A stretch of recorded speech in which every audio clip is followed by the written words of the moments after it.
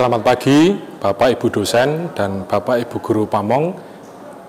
Izin memperkenalkan diri, nama saya Martinus Dwi Prasetyo. Saat ini saya mengajar di SMA Golese De Brito. Pada kesempatan ini saya akan melakukan perekaman untuk ujian kinerja di Universitas Negeri Yogyakarta dengan nomor peserta PPG 2015 032300869, NIM PPG 2242499042.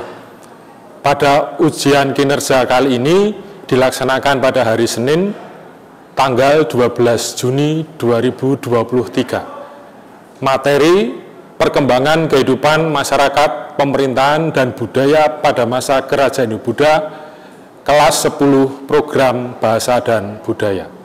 Terima kasih.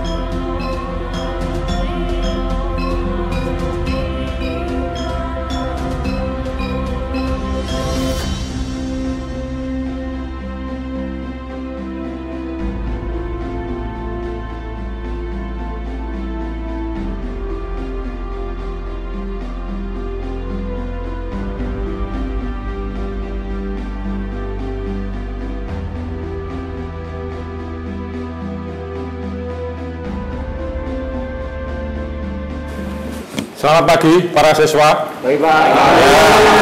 Bagaimana kabarnya hari ini? Nggak stres kok, Pak. Nggak stres? Biasa saja? Ada yang menjawab luar biasa? Nggak ada. Tidak ada. Waduh, tidak semua. Oke, yang tadi menjawab biasa saja, kira-kira kenapa ini kok pada hari ini kondisinya kok biasa-biasa saja ini? Siapa? Tadi. Kenapa? Karena biasa saja, nggak ada apa-apa. Nggak ada yang wow gitu. Oke, yang lain, yang luar biasa, tidak ada. Oke, tetapi kondisinya sehat semua ya? Sehat. Oke. Ada yang belum sarapan? Banyak. Oke, nanti setelah pelajaran selesai kita makan bersama. Baik para siswa, untuk mengawali kegiatan pembelajaran di pagi hari ini kita awali dengan doa. Saya minta salah satu untuk memimpin dengan doa pembuka, silahkan. Selamat pagi teman-teman. Sebelum memulai kegiatan pembelajaran pada hari ini, marilah kita mulai dengan doa. Doa akan saya pimpin secara Katolik. Dan nama Bapa dan Putra dan Roh Kudus. Amin. Selamat pagi ya Tuhan. Syukur atas berkat penyertaan-Mu, pembimbingan-Mu, sehingga kami diperkenankan untuk berkumpul di sini. Dan sebentar lagi kami akan mulai kegiatan pembelajaran. Berkatilah, bimbinglah kami agar segala yang kami terima, ilmu pengetahuan dapat kami serap dan berguna bagi kami demi kemuliaan-Mu yang lebih besar. Santai itu, doakanlah kami. Amin. Dalam nama Bapa dan Putra dan Roh Kudus. Amin. Baik, terima kasih kembali. Sama-sama, Pak. Ya. Baik. Hari ini kita akan memulai pembelajaran kita. Kita akan melanjutkan materi yang kemarin. Kemarin kita sudah membahas tentang materi teori Hindu Buddha. Sekarang kita akan masuk peninggalan-peninggalannya. Nah, sebelumnya saya akan melakukan presensi untuk mengawali kegiatan pembelajaran pada hari ini. Ya. Arya Bimo Nathanael hadir. Axel Nathanael hadir. Dionysius Welly, ya. Emmanuel Mosat, ya. Fasas Karambu, ya. Genaro Cornino, Ignatius Adrian, ya. Immanuel Setiawan, ya. Johannes De Brito Taru. Di 26 siswa tidak hadir satu. Tafi ya, berarti hari ini pembelajaran hari ini yang hadir ada 25 siswa ya. Baik, para siswa, seperti yang sudah saya sampaikan di awal tadi bahwa minggu kemarin kita sudah belajar tentang teori-teori perkembangan masuknya agama Hindu Buddha begitu ya. Nah, sekarang kita akan masuk materi baru terkait dengan bagaimana perkembangan agama Hindu Buddha di Nusantara. Saya tidak menyebut Indonesia tetapi Nusantara karena konsep Indonesia ketika itu belum ada. Nah, sebelum nanti saya masuk lebih detail terkait dengan bentuk-bentuk peninggalannya apa saja, silahkan para siswa mengambil telepon selulernya masing-masing. Silahkan diambil telepon selulernya masing-masing. Kemudian Anda scan barcode yang ada di depan, dibaca pertanyaannya dengan baik, dengan teliti, kemudian isi jawab pertanyaan itu, kemudian di bagian belakang Anda sertakan nama Anda.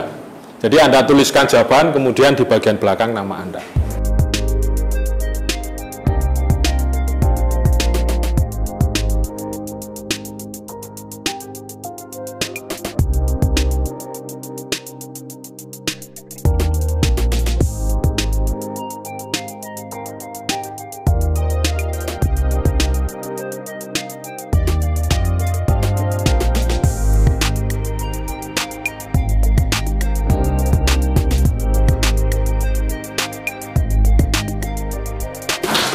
Kalau Anda bisa mengidentifikasi dari apa yang sudah Anda tuliskan di sini, menarik bagi saya. Karena apa? Persepsi Anda mengenai peninggalan kebudayaan pada masa Hindu Buddha itu tidak hanya peninggalan-peninggalan yang sifatnya itu material, fisik, tetapi ada yang non material. Nah, dari kelima tadi yang sifatnya non material yang mana saja? Sistem kerajaan, kemudian identitas India, kemudian konsep berpikir. Anda tadi termasuk material atau non material? Dua-duanya. Tapi ini cocoknya yang mana kalau keturunan itu? Non material. Nah, yang material kita lihat di sini ada candi, ada arca, kemudian ada prasasti.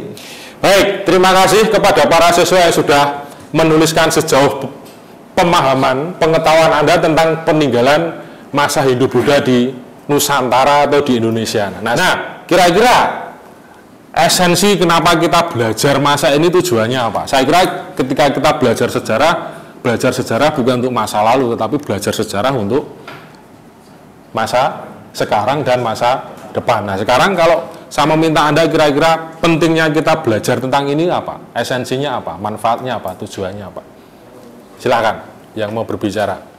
Menurut saya mengapa kita harus lebih belajar kepada ya pelajaran ini ya buat lebih apresiasi kepada masa lalu dan bagaimana cara hal seperti ini dapat mengafeksikan kondisi dan situasi sekarang yang ada di masa kini.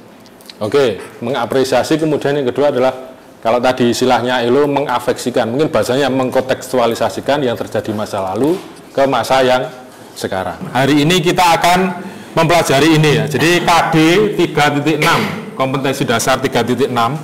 Ini nanti secara detail bisa Anda lihat di LKPD yang sudah saya bagikan di WA Berkelas ya. Nanti silakan Anda bisa mengecek. Jadi yang kita pelajari adalah ini, menganalisis karakteristik kehidupan masyarakat, pemerintahan, dan kebudayaan pada masa kerajaan-kerajaan Hindu-Buddha di Indonesia, serta menunjukkan contoh bukti-bukti yang masih berlaku pada kehidupan masyarakat Indonesia pada masa kini. Kemudian yang KD 4.6 nanti kita akan diskusi, kemudian mempresentasikan, menyajikan hasil penalaran dalam bentuk tulisan atau lisan tentang nilai-nilai dan unsur budaya yang berkembang pada masa Kriya Hindu-Buddha yang masih berkelanjutan dalam kehidupan bangsa Indonesia pada masa kini. Artinya apa, Mas? Ketika kita belajar, kalau Anda lihat dua kata di belakang 3.6 dan 4.6 ini bukan masa lalu, tetapi apa? Masa kini. Kita belajar sejarah bukan untuk masa lalu, tetapi kita belajar sejarah untuk pembelajaran di masa sekarang dan masa yang akan datang. Kemudian tujuannya ini penting untuk Anda pahami. Yang pertama adalah ini, menganalisis proses dan berkembangnya budaya Hindu-Buddha dengan budaya Indonesia dengan benar. Ini kata kuncinya di sini. Saya akan melakukan pretest sebelum nanti saya masuk materi ya. Silakan Anda buka telepon seluler Anda lagi. Anda scan barcode-nya.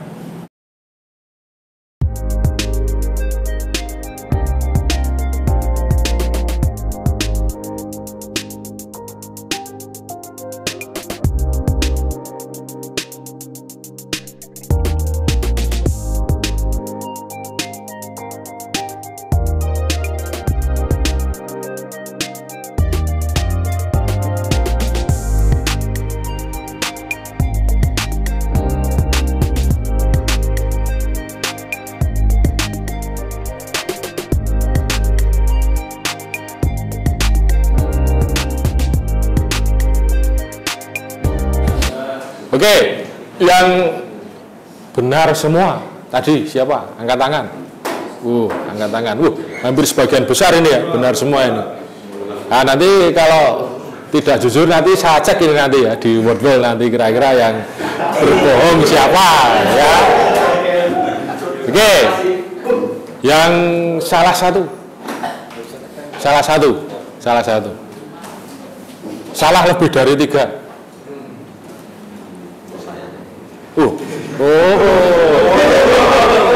Aja salah lebih dari 3 ya, kita maklumi karena dia berasal dari Kalimantan, peninggalan Hindu-Buddhanya minim ya, jadi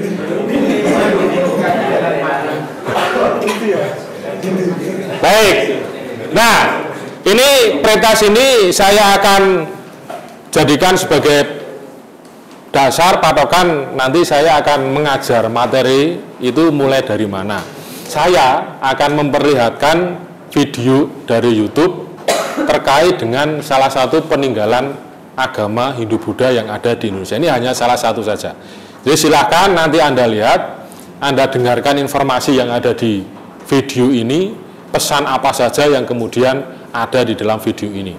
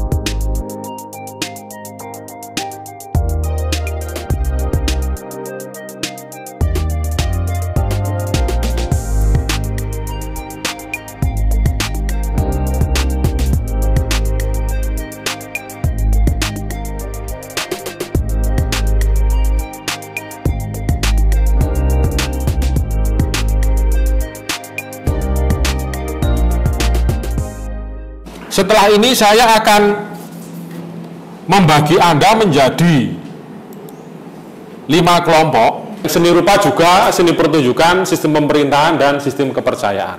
Oke ya, karena ini pas jumlahnya 25 siswa, saya bagi menjadi 5 kelompok. Jadi masing-masing nanti setiap kelompok terdiri atas 5 siswa ya.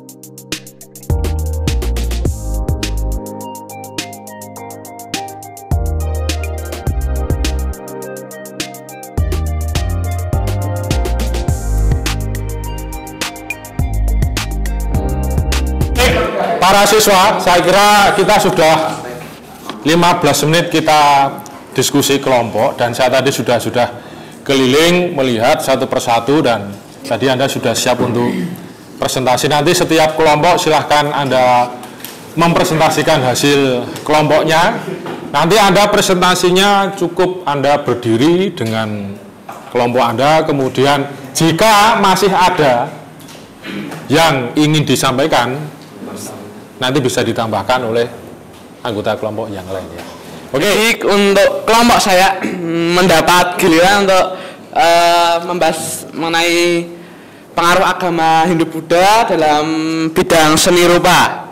Nah, berangkat dari definisi dulu, seni rupa itu cabang seni yang utamanya mengandalkan indera melihat dan meraba. Nah, kan bentuk seni rupa sendiri kalau dalam khususnya pengaruh agama Hindu-Buddha ini yang paling banyak ditemukan kan ada arca dan juga relief. Untuk relief contohnya dapat dilihat dari di Candi Buddha terbesar di Indonesia, Candi Borobudur, itu kan ada relief, banyak relief ya di sana. Salah satunya kisah Karma Wibangga, itu menceritakan tentang kisah kehidupan, terutama soal kehidupan manusia yang berdosa. Juga di sana juga ada kisah perjalanan hidup Buddha, terus kehidupan di masa Mataram kuno. Nah, selain relief juga ada arca yang terkenal, salah satunya itu peninggalan dari kerajaan Kediri, dari arcanya Airlangga yang dilambangkan dengan Wisnu yang naik Garuda. Nah, sekian. Oke, jadi kelompok kami mendapatkan bagian untuk menganalisis tentang pengaruh agama dan kebudayaan Hindu-Buddha di Indonesia ini secara khusus di sistem kepercayaannya.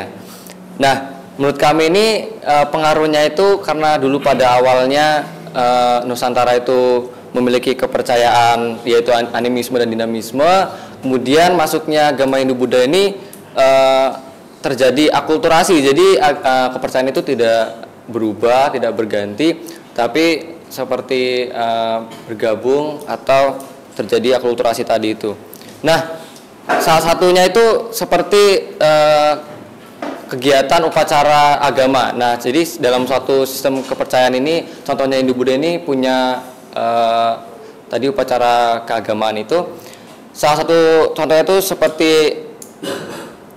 mereka ini terjadi akulturasi karena jadinya kepercayaan yang sebelumnya itu tidak hilang, tapi bergabung di upacara adatnya itu atau upacara agamanya itu. Nah, selain itu juga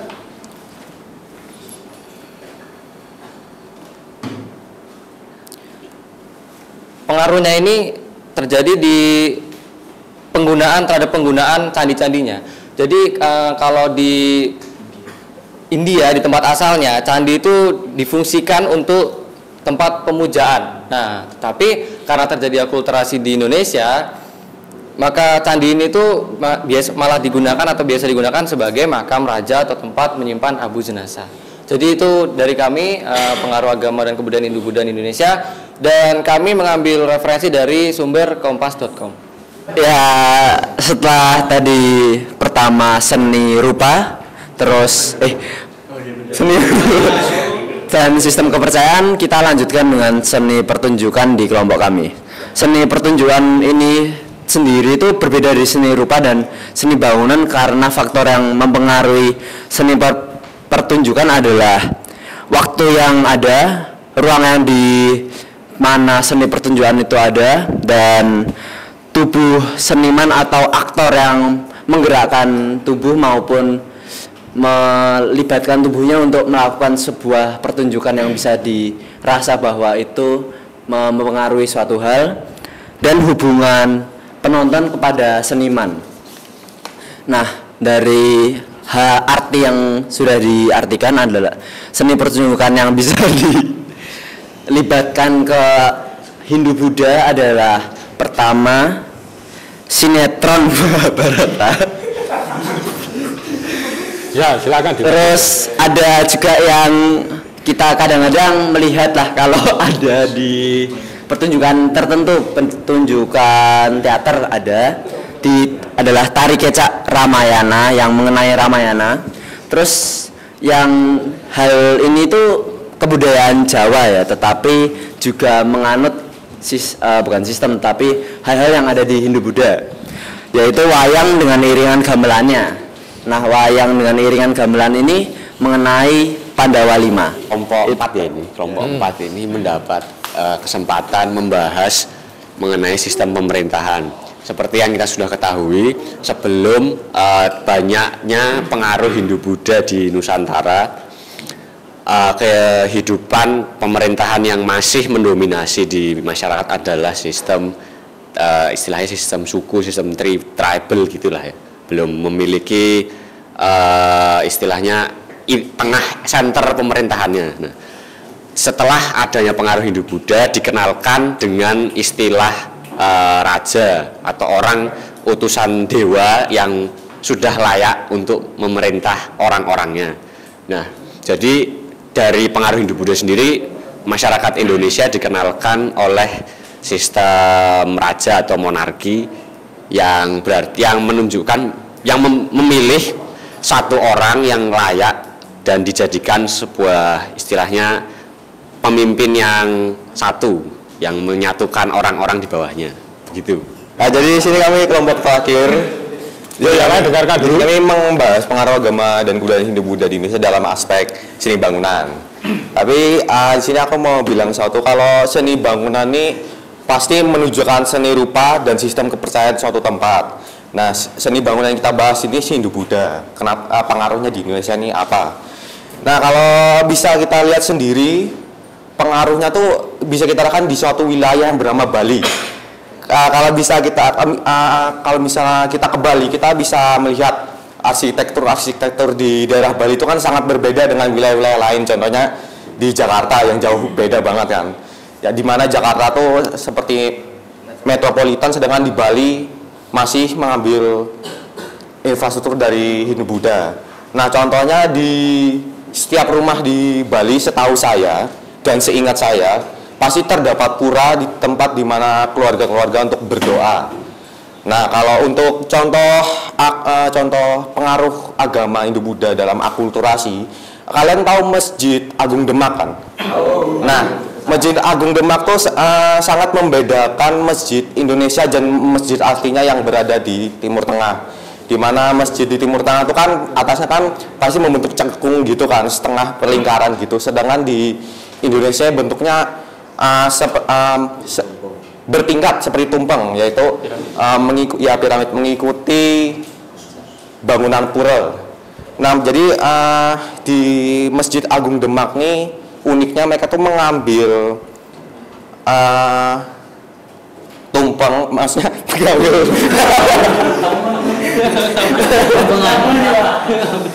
yang berbeda itu mereka tuh bentuk atapnya tuh berbeda, jadi mereka atapnya tuh bertingkat, berbentuk piramida gitu. Nah, itu mengambil aspek makrokosmos yang terdapat di Hindu-Buddha, di mana kita bisa ngeliat sendiri di Masjid Agung Demak tuh atap yang bertingkat itu melambangkan ya ada kakinya, badannya, dan atapnya. Mungkin sekian itu dari kami, terima kasih. Terima kasih untuk diskusinya. Nah, sekarang kita lihat ya, dari kelima kelompok tadi, pengaruh agama dan kebudayaan Hindu-Buddha di Indonesia, kalau kita bagi, ini hanya ada dua aspek, dua macam, yaitu yang bersifat material maupun yang bersifat non-material.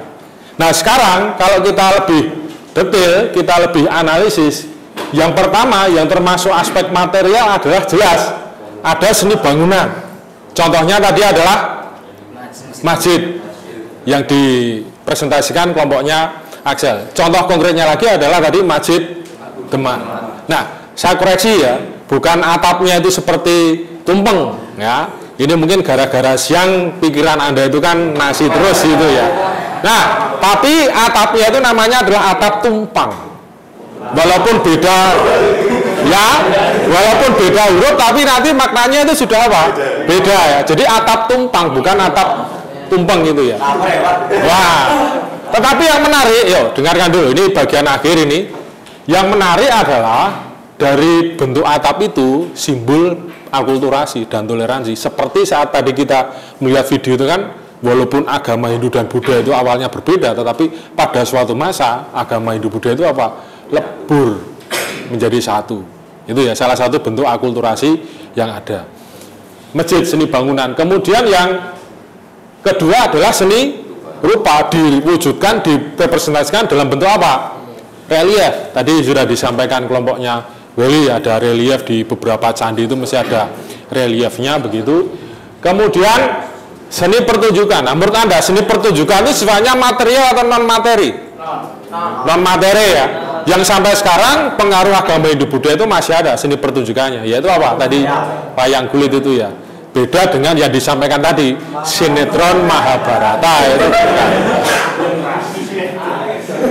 Ya, kemudian nah ini sistem pemerintahan material atau non material? Non material ya, dengan konsep monarki yang sampai hari ini masih ada, walaupun sekarang tidak ada di Indonesia ya. Monarki Hindu tidak ada. Ya. Kesultanan. Kata sultan sendiri apakah berasal dari bangsa Sanskerta? Tidak, itu kesultanan adalah pengaruh dari Islam ya. Monarki. Kemudian yang terakhir adalah sistem kepercayaan. Ini termasuk material dan non material. Non material ya, sifatnya abstrak. Jadi dari seni bangunan, seni rupa, seni pertunjukan, sistem pemerintahan dan sistem kepercayaan, kalau kita simpulkan bahwa pengaruh agama Hindu Buddha tidak hanya bentuknya candi yang sudah Anda pahami ya. Dan Anda mungkin sebagian besar sudah pernah berkunjung ke candi-candi yang ada di Indonesia. Tetapi ada aspek-aspek yang sifatnya non-material, beserta dengan bukti-buktinya yang sampai sekarang itu masih ada. Ya, terima kasih atas diskusinya yang menarik, walaupun tadi beberapa sempat saya kritisi ya. Tadi terkait dengan sinetron Mahabharata. Kemudian yang kedua adalah terkait dengan atap tumpeng gitu ya. Oke, beri tepuk tangan untuk kita semua. Para siswa, setelah kita berdiskusi dan tadi setiap kelompok sudah merepresentasikan hasil diskusinya kelompok. Nah, di awal tadi saya sudah meminta Anda untuk pretest ya. Sebelum tadi saya memberikan materi, sejauh mana pemahaman Anda tentang materi. Nah, sekarang saya memberikan post test. Silahkan Anda mengambil perangkat selurnya masing-masing, kemudian Anda scan barcode, kemudian Anda jawab pertanyaan yang ada di barcode itu. Yuk silahkan.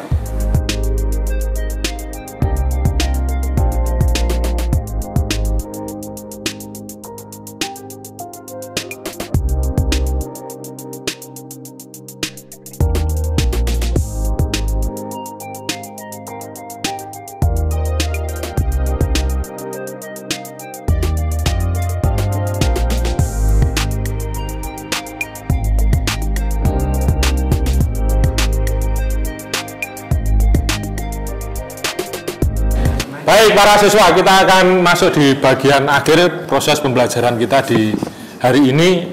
Nah, saya kira ada banyak value, ada banyak pesan dari materi yang sudah kita pelajari pada hari ini. Nah, supaya kita bisa menghemat waktu, saya minta tidak semua untuk berbicara. Anda temukan value apa yang bisa Anda refleksikan untuk masa sekarang dan masa depan. Maka mumpung Anda masih duduk dengan kelompok masing-masing, nanti setiap kelompok diwakili satu orang ya. Oke. Jadi pada pembelajaran Hindu-Buddha kali ini, hal yang bisa didapatkan menurut saya, aku bisa jadi tahu berbagai peninggalan Hindu-Buddha dan pengaruh Hindu-Buddha pada Indonesia. Dan menurutku dari pembelajaran ini aku jadi tahu kalau dengan adanya Hindu-Buddha, aku merasa Indonesia itu jadi lebih indah gitu loh. Kemudian dengan tambahnya banyak menjadi lebih beragam dan juga banyak peninggalan-peninggalan yang seolah-olah tuh menghiasi Indonesia. Contohnya kayak candi dan seni rupa dan juga berbagai seni pertunjukan yang berasal dari budaya Hindu-Buddha.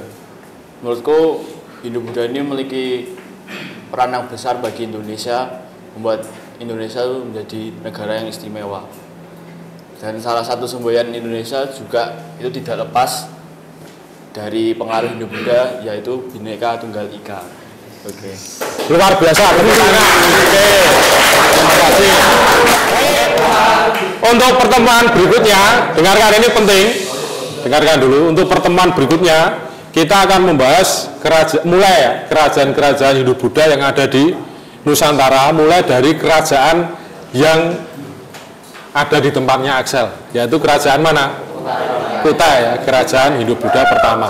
Dilanjutkan dengan kerajaan-kerajaan yang lain. Jadi siapkan materinya yang nanti akan saya berikan di WA Group, kemudian silahkan Anda baca, kemudian pada saat di kelas kita akan mendialogkan lagi, berdiskusi lagi tentang kerajaan-kerajaan Hindu-Buddha yang ada di Indonesia. Kita akan mengakhiri kegiatan pembelajaran pada pagi hari ini dengan doa penutup. Untuk doa penutup saya minta salah satu yang akan memimpin doa penutup, silahkan. Baik, kawan-kawan, sebelum kita mengakhiri pembelajaran kita, lebih baiknya kita berdoa terlebih dahulu.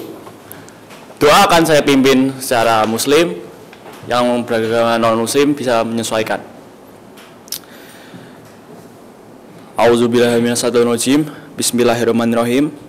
Alhamdulillahirabbil alamin, arrahmanirrahim, maliki yaumiddin, iyyaka na'budu wa iyyaka nasta'in, ihdinas siratal mustaqim, siratal ladzina an'amta 'alaihim, ghairil maghdubi 'alaihim waladdallin. Allahumma arinal haqqo haqqo warzuqna istinaa'ah wa arinal batila batilah warzuqna istinaa'ah walhamdulillahirabbil alamin. Ya Tuhan, terima kasih karena telah diberi kelancaran untuk hari ini. Semoga ilmu yang kita dapat bisa berguna untuk masa yang akan datang. Amin. Baik, terima kasih Fasa. Sampai jumpa pekan depan. Selamat pagi, terima kasih.